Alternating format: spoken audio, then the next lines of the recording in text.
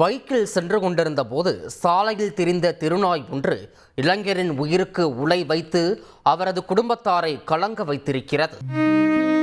இப்படியும் மரணமா என தொட்டதெல்லாம் விபரீதமாகி உயிர்கள் பறிப்போகும் கோரங்களுக்கு இடையேதான் இந்த மரணம். தெருநாய் கடித்ததில் சிகிச்சை பெற்று வந்த இன்ஜினியர் பட்டதாரியான 28 வயது இளைஞர் பரிதாபமாக உயிரிழந்திருக்கிறார்.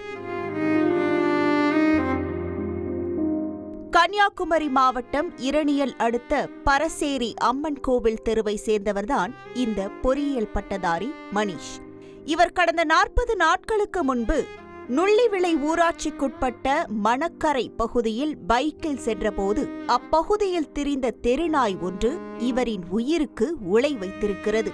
பைக்கில் சென்று கொண்டிருந்த போது அந்த தெருநாய் கடித்ததில் கால் வீக்கமடைந்து வலியால் அவதிப்பட்டு வந்த மணிஷ் ஆசாரிப்பள்ளம் அரசு மருத்துவமனைக்கு சென்று தடுப்பூசி செலுத்தி சிகிச்சை பெற்றிருக்கிறார். இருப்பினும் கால் வீக்கமும் வலியும் சரியாகாததால் நாகர்கோவிலில் உள்ள ஒரு தனியார் மருத்துவமனையில் அவர் சிகிச்சை எடுத்து வந்ததாக கூறப்படுகிறது. இந்த நிலையில் திடீரென தன் வீட்டில் இறந்த நிலையில் மணிஷ் சடலமாக கிடந்தது பெரும் அதிர்ச்சியை ஏற்படுத்தியுள்ளது. உடனடியாக சுங்கான்கடையில் உள்ள ஒரு தனியார் மருத்துவமனைக்கு மணிஷை குடும்பத்தார் தூக்கிக் கொண்டு ஓடியிருக்கின்றனர்.